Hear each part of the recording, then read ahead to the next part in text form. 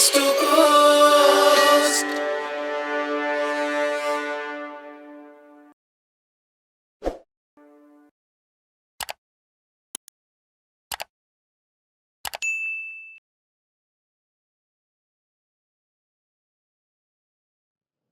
Hello. How was lunch? The treats don't stop at lunch. We have a treat of a session here for you guys. We all hear about heroes who cross 7 seas in search of adventure. Today we have a real life hero amongst us who has gone to 7 continents. If I give you the name of 6 continents, can you tell me the 7th one? We have Africa, we have Asia, we have Australia, we have North and South America, and we have Europe. Which one is the 7th continent? Yes. So we have Mr. Satish Shenoy amongst us, who is part of the 7 Continents Club, who have run marathons in 7 continents. Imagine running a marathon in Antarctica, which he has done in 2019. So Mr. Chenoy is going to speak here for 10 minutes, and then we have a panel discussion with our own marathoners.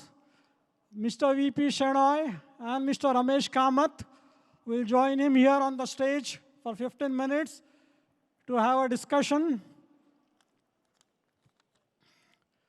Mr. Chenoy recently published a book, Runaway Growth, which gives 7 lessons for business and life based upon his running experiences in each continent. It's going to be an interesting discussion, and he will present his thoughts on the 3 keys to achieve the impossible. Following his talk, like I said, we will have a panel discussion with Mr. VP Chenoy and Mr. Ramesh Kamath. Thank you for attending. Mr. Satish Shenoy, please, on the stage. Thank you.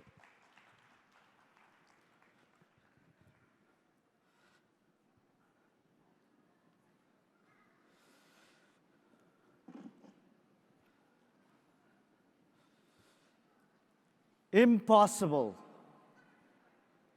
That's what people called my dream back in 2012. Has anyone ever told you that your dream was impossible?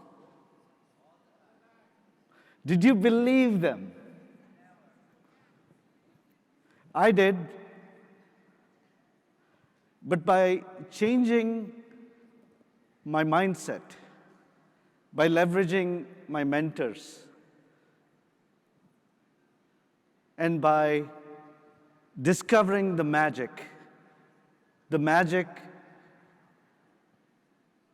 of taking one more step, I was able to fulfill my dream of running marathons across all 7 continents.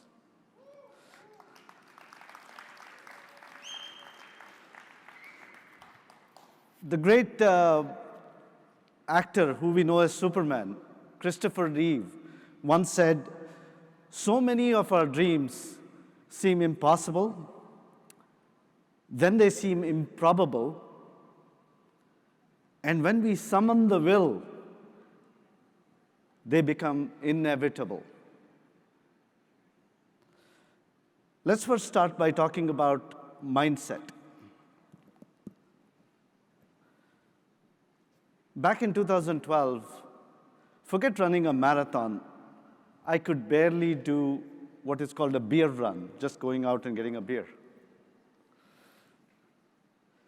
We all know that in order to do something that is outside of our comfort zone, we need a growth mindset. Haven't you heard that? But in order to do something that's way outside of that comfort zone, to do what initially seems impossible,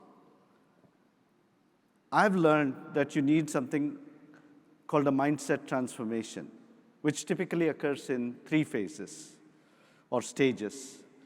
Stage 1, yes, it is possible, but for someone else. When I first heard about running a marathon in Antarctica, I remember thinking, पिश्य रह तुका Antarctica जाऊं तो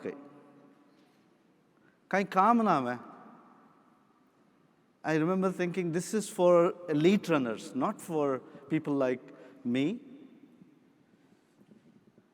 And then you start seeing people around you that have done some amazing things.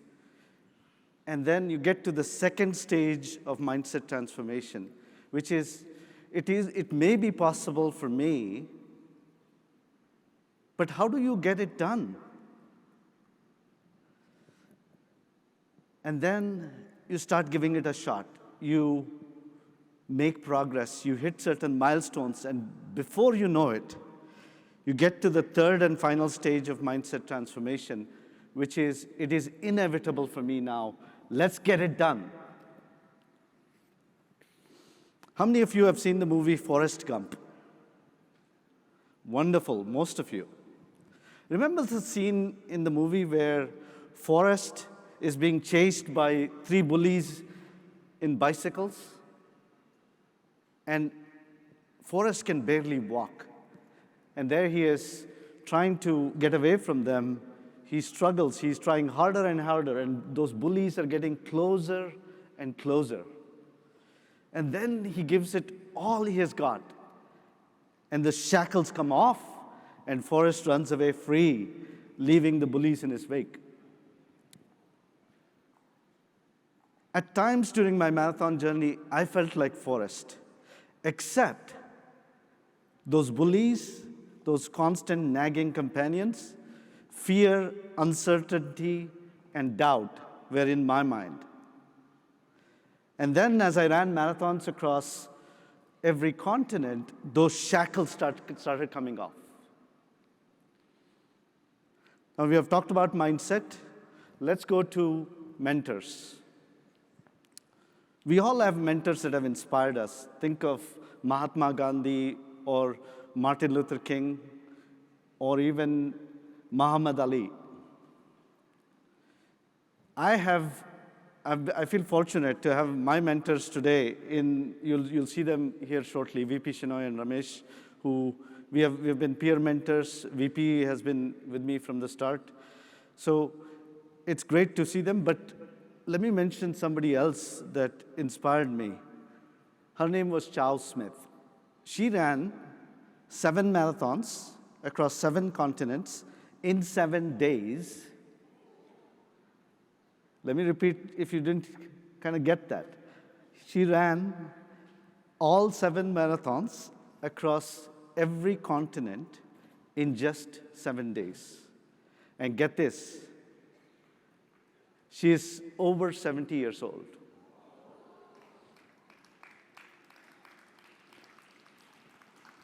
So my question was this: if Chao could do it, what's my excuse?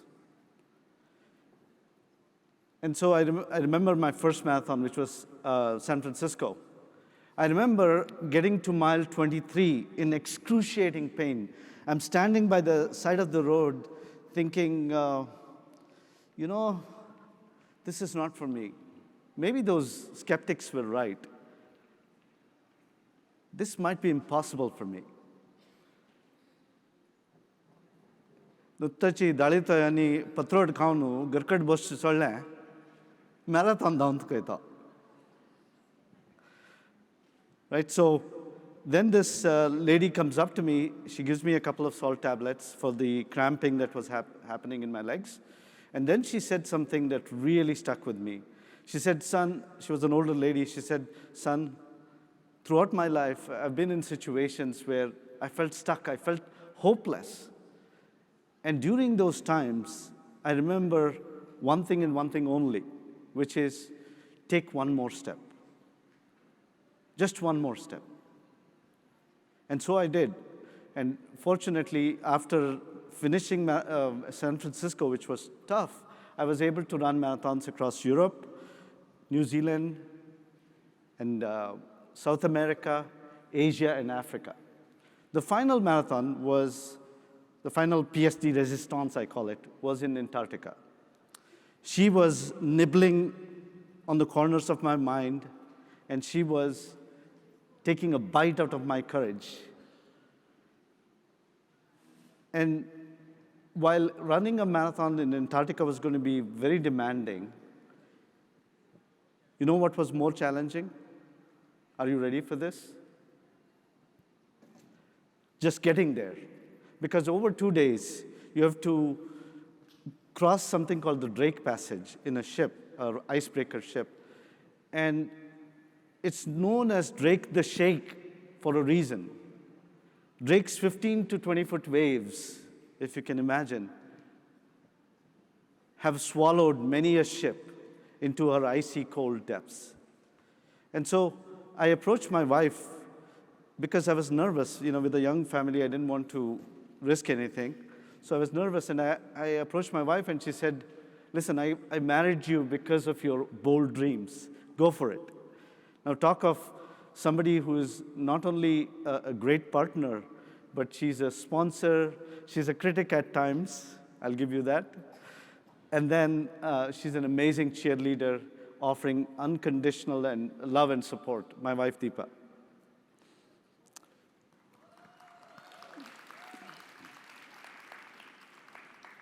Now let's move on to the magic. Now, throughout my marathon journey, there were times when I just couldn't carry on. I felt I was about to give up. I had this dream, but then, if you remember the one in San Francisco where I almost quit, then there was a time in Mumbai, a few days before the marathon, I got an infection on the right leg, and the doctor said, no, there's no way you're going to run a marathon. And I said, well, I've trained for a few months. What do you think I'll do? I ran against doctor's orders and successfully completed it. And then there was Antarctica, where I had to trudge through ice and snow and really a messy, slushy kind of environment, climbing 3,000 feet. But every single time I felt stuck, I was thinking, one more step, one more step. That's the magic. Over the last 2 years, we've been faced with the pandemic. And you are now hearing a word of the dirty R word, which is the recession. And so if you have wanted to take on a new challenge at work, or maybe you want to write a new book, or even start a new venture, maybe you have hesitated a bit or stalled, or you've said, okay, this is not for me. I urge you, take one more step. Reach out to that contact who can make the connection. Write a paragraph every single day for your book, and before you know it, it'll happen. Trust me, I did it. And then, engage your mentor who can really brainstorm with you on the possibilities. When I started my marathon journey, many people told me my dream was impossible. But then I took inspiration from the words of Muhammad Ali, who said, impossible is not a fact. It's an opinion. Think about it. It's just an opinion. And so very often we let ourselves be defined by the opinion of somebody and what we can accomplish, right? That's defined by somebody else sometimes. So now by changing our mindset, by leveraging our mentors, by truly embracing that magic, discovering that magic of taking one more step, we can all do, make progress towards achieving the impossible, or what we initially consider impossible. I captured these stories, these principles, and perspective in my new book, Runaway Growth. So if you are faced with situations like this, I would recommend that you take a look. Now, what's next? What is something that is impossible that you want to achieve? My recommendation is, take a look around you, look at mindset mentors, and also keep taking that one more step. Now it's your turn to take one more step. Thank you.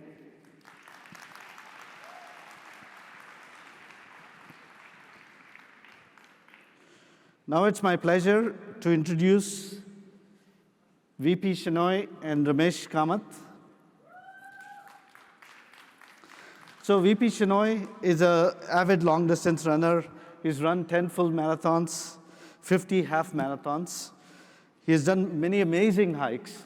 In fact, one of them was, I went with him on Machu Picchu. What an amazing, inspiring individual. 110 miles trekking in Patagonia recently. I mean, if there's one person who can do it, it's VP. Right? Give him a big applause.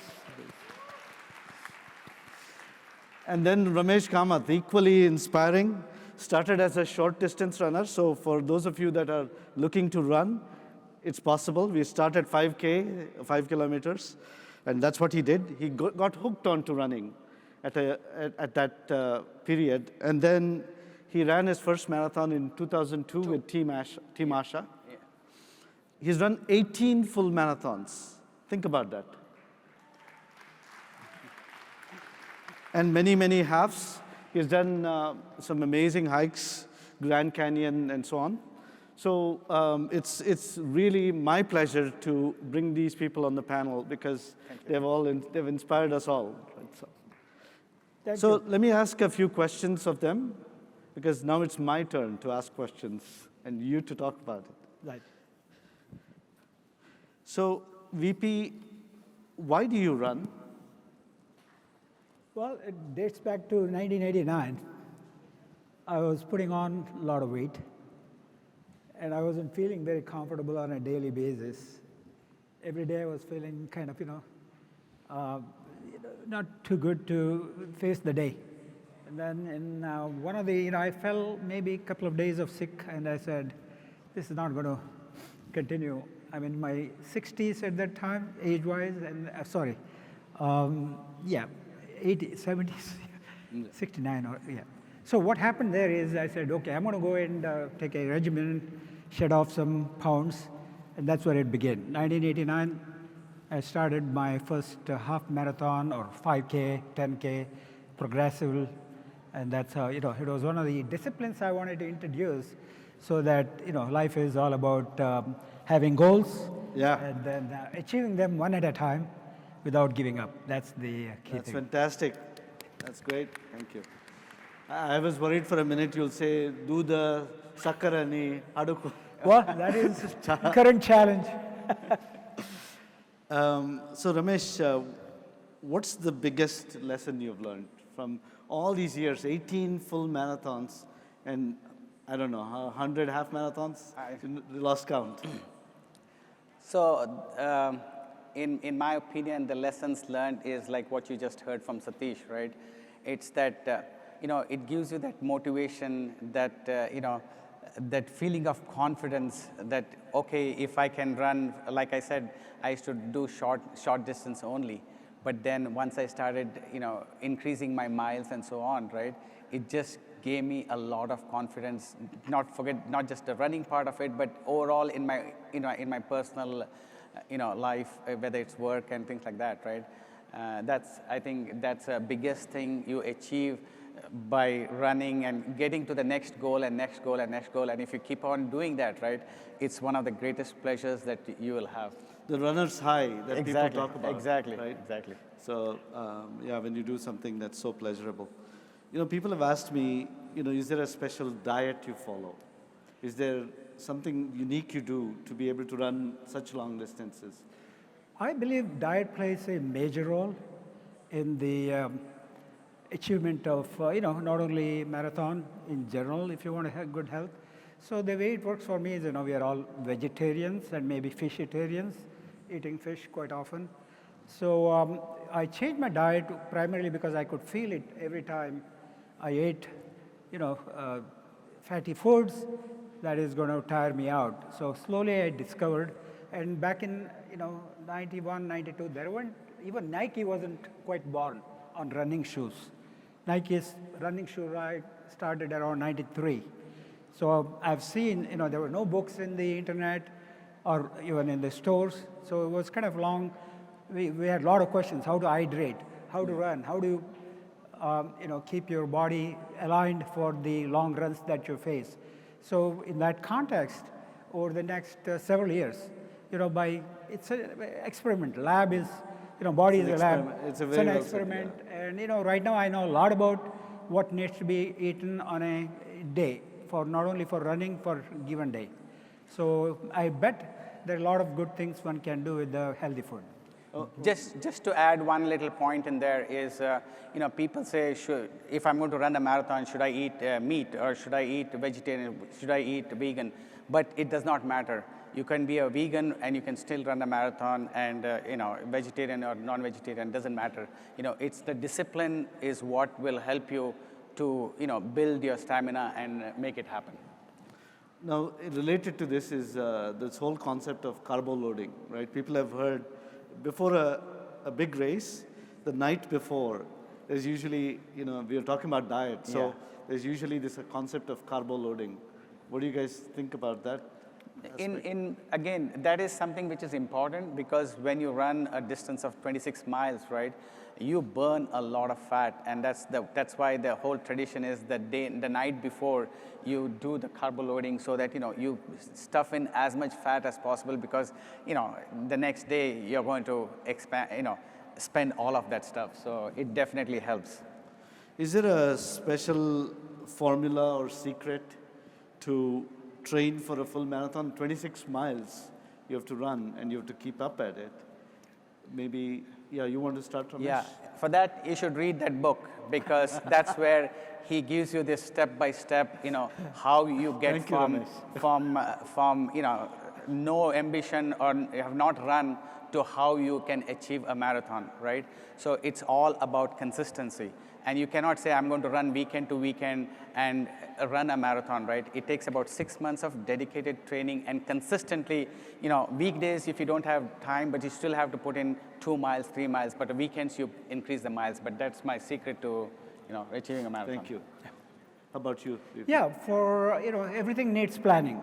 Yeah. Once you do the first 5K, 10K, on 15, 10, 12K, then you start learning how the body behaves, because first of all, you got to know your own body so well, whether it is Listen hydration. to the body?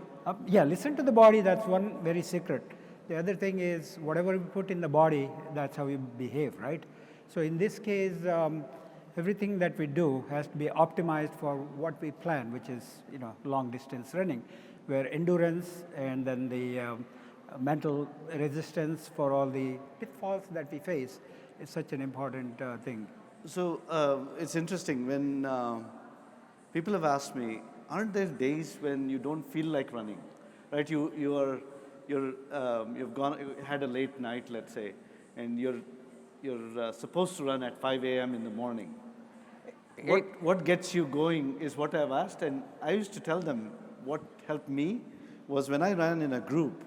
Exactly. People would be waiting for me on the others, at the trailhead. I didn't want to face them, next time that I didn't show up. I mean, showing up is super critical, right? And so, go ahead, Ramesh. So it is possible that there may be a day you may miss because of previous night you were stayed up late and things like that. But, if you spend, you say 2 days is okay, then it becomes 3 days. So don't let that happen, right? Again, like I said, right, if you can run 4 or 5 times a week, that is the secret to running a marathon. So one last question. How have you applied, each of you, how have you applied what you have learned in running? Because not everybody here is going to be a runner. What are some of the gems that you have collected that can be applied in business, let's say? I mean, that's the whole idea, right? Are there things that you can apply in life, in business, that you've learned from, preparing for a marathon, let's say? So I can take the first one. So life is not a sprint. It's a marathon, no matter what we say. So that's my first derivation learning from the running. It's endurance, same thing. In business, you need endurance, planning, everything, so that's a big takeaway for me. Running is just a mechanism by which we develop that behavior and it becomes part of our life. So I think patience and listening to everything within you and without, meaning outside, is what I learned a lot. So don't really be influenced as much by what others are telling you, what's possible or not. Because you have a body which is a laboratory, and then you build upon that. And obviously, there's a lot of knowledge around, and mentors, and things will help a further thing. What about you, Ramesh? Last word. Yeah. So whatever you learn in running or in the process of getting to that goal, right? Each of those things, whether it's planning, whether it's endurance, whether it's in one of the things in the training of a marathon is interval training or tempo training and things like that, right? Each one of those is what gets applied in your everyday business, everyday work and things like that. So, there is absolutely one-to-one translation for your running, what you learn, to what you have to, what you do at work, what you do in your business and things like that. Absolutely. Yeah, this is what just to kind of wrap this up. This is what I found, right? And that's why I thought I should write the book, because we are all heroes at some point in our lives, but we also become guides, so people can, we are making that transition from being a hero. I was introduced as a hero. I'm no longer, not really. I'm hoping to be a guide so that I can help others achieve their impossible, if you will, right? So, some amazing insights. Thank you very much, both of you, and thanks for listening. Please. A round of applause for our panelists, and thank you. Thank you. Thank you, Satish. Yeah. It was fantastic.